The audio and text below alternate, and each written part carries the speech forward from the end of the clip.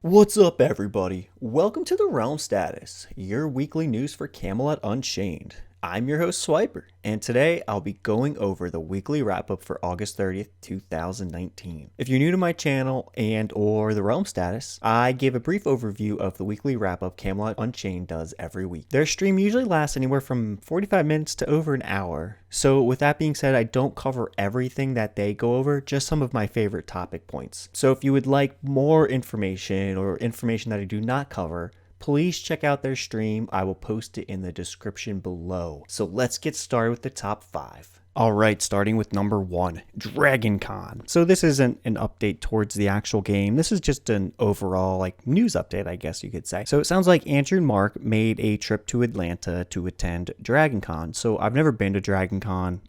It's really far from where I live. So it's like a 12-hour drive or something crazy like that. So I wish I was able to attend, but I was hoping somebody will get some YouTube videos or some coverage. I know the last time they attended, I think that's when they actually released or announced the game at Dragon Con, and there was a few more of them. I can't remember specifically who was there, but I do remember they did a pretty big write-up of it, and I think they had some teaser trailers or something like that when they were there. So I'm wondering if they're going to show maybe more updated trailers or things that we've already seen, but I'm sure we'll see more next week on their website, and I'm sure they'll announce it. So if I see anything or when they start putting that stuff out there, I'll definitely do a video on it. All right, number 2, work in progress, tech, and line of sight. So the team has added line of sight checking for NPC ability behaviors. This will allow NPCs to only fire at things that they can actually see, and this will be used later for stealth and detection. So this is pretty awesome. Even though the stealthers are not going to be out there for release, it's always comforting to hear that they're working on mechanics that will roll on over. Meaning, when they start working on stealth and they put it into the game, this is something that will already be accomplished. So therefore, they won't have to do it. So hopefully the stealth classes come in a little bit quicker. All right, number 3, art and weapons. The team has created several new weapons this week. These weapons will be added to the game later on. So I believe they want to finalize the crafting models for the weapons and armor itself before anything becomes concrete and they put it into the game. All right, and just like number 3 and number 4, art and armor. So the team has created a couple new helmets. Just like with the swords, the final work will be altered depending upon the crafting model. So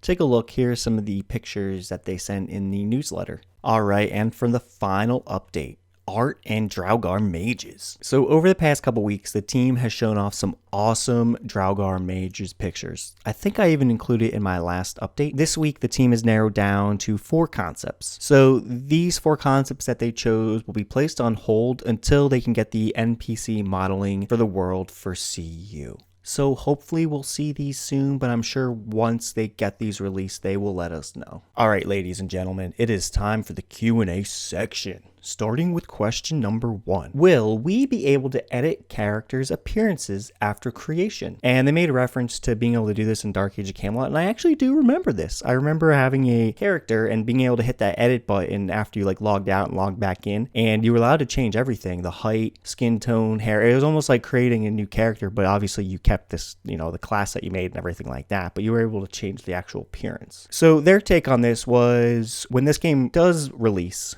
we're not going to have that option. They said as of right now, if they were to put that in there for us to do that, it would probably impact the launch of the game, and they don't want to do that. They said maybe we'll be able to change the skin tones or swap a hairstyle or something like that, but that is not definite, and they were just kind of thinking, hey, maybe. And they also wanted to remind everybody that, hey, choices matter. So remember, when you're making your character, if you make them tall and massive and stuff like that, just remember that that's what you've chosen. That's what you're getting. And they want choices to matter in this game, time and time again. So again, what it sounds like is we're not going to have this option right away. And I don't think, it doesn't sound like it's something they can't do for us, but it's just right now it's not on the table for launch, and we'll see what happens afterwards. All right, and question number 2, and this is for all you builders out there. With no rounded blocks in cube, are you concerned about the design? Will it be too Minecrafty? Are rounded blocks scheduled for after launch? So it sounds like the team has definitely had a conversation about round blocks. I think overall in their mindset and what they've seen and played around with, the pyramid and the square shapes are being used more universally. And they also said that, the round blocks are definitely more of a niche block.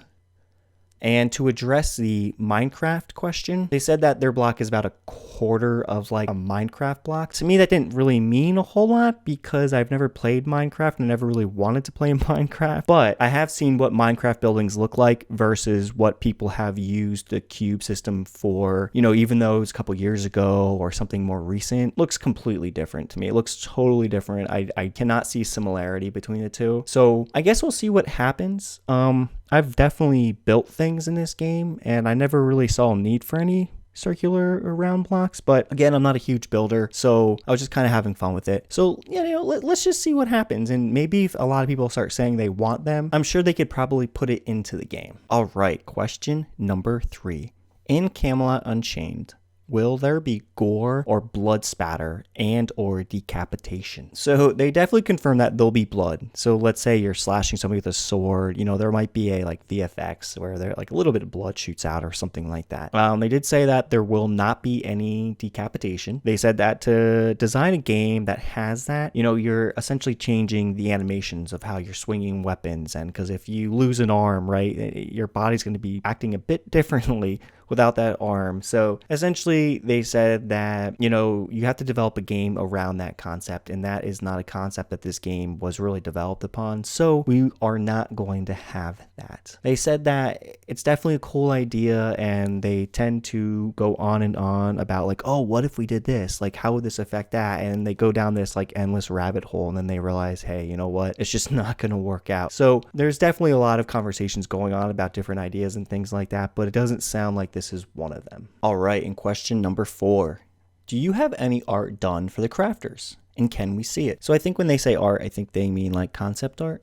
Yeah, there's definitely been concept art. I've actually seen some of the art, and if you just kind of go to Google and type in like Camelot Unchained crafters, you'll definitely get some hits for that. I would recommend though, if you're gonna do that, make sure that it's coming from their site directly and not something somebody did or something like that, because I know there was a lot of work done on concept art a while back for crafters, and they also confirmed that. They said like, hey, I'm pretty sure we put it out there a while back, just try and go and search for it. So they wanted to reiterate to everybody that even though they don't have the standard class out there yet, that they're working on other combatant classes, like say the support classes and everything like that. And essentially what they said was that the combatants take a lot longer to make, because once you develop them, make them out, flesh them out, you put them in battle, you actually put them in the game, and then you have to look at everything to make sure it all looks correct, it's all behaving correctly. And it sounds like the combatants are a lot more complex maybe, or harder to develop and make. And they did say that, hey, it doesn't mean we don't care about our crafters, doesn't mean anything like that. It's just they have a lot of the parts already built, and if they were to put a crafter out say next week or 3 weeks from now or a month from now, it wouldn't make launch come any sooner. So I think what's happening here, and this is just my interpretation, it sounds like they want to get all the combatants out there. They want them to be ready, to be playable, to be fun, and then they can maybe go with the crafters and put them in, because it sounds like a lot has been done behind the scenes for the crafters. It's just right now their focus is the combatants. Now that's my take on it. Guys, go ahead and listen to their stream for sure, and let me know what you think, but that's just what I'm thinking. All right, for question number 5. For the pet classes in Camelot Unchained, will we have the option to change the aesthetics of the pets? So I think everybody knows that's been listening to this for a while, or, been keeping up with Camelot Unchained. And if you're not, if you're new, basically the pet classes are going to be like spirit pets, meaning they're going to be like ghosts in a sense. They're going to be like kind of ghostly figures. So I don't think there's going to be like a lot of fleshed out detail within them. I mean, I don't really know because we haven't seen what they're going to look like specifically, but that's just my take on it. They're basically like spirit pets, like ghostly beings. So it sounds like for the first iteration of these guys, they're going to put out a base model, and that's what we're going to get. Now, I don't want to really say that yeah, maybe they could change the color, they could do something, because I don't think they've really promised anything like that. I think we'll hear more about these classes the more fleshed out they get. But overall, what they did want to say was, when they're developing a game and designing a game and you have pets out there, usually the pet takes up enough polys or something like that as a person. So if you have a pet and a character, that pet is taking up a person's place performance wise.